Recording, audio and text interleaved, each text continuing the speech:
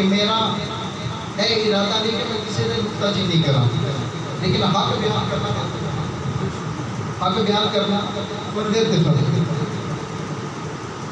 آج لوگ کہتے ہیں کہ نعوذ باللہ حضرت عمر نے سیدہ پہ ظلم کیا۔ آج لوگ کہتے ہیں کہ عمر نے سیدہ پہ ظلم کیا، سیدہ کے گھر کو جلایا۔ میں ان سے پوچھتا ہوں، میں بملا کہتا ہوں کہ عمر وہ نہیں جس نے سیدہ پہ ظلم کیا، عمر وہ بھی نہیں جس نے سیدہ کے گھر کو جلایا۔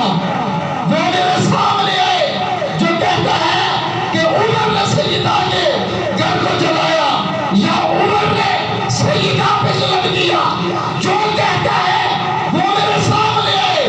میں اسے ایک ہی سوال کروں گا، جب عمر نے سیدہ پہ ظلم کیا زمین پھٹ کیوں نہیں گئی؟ آسمان زمین پہ کیوں نہیں آ گیا؟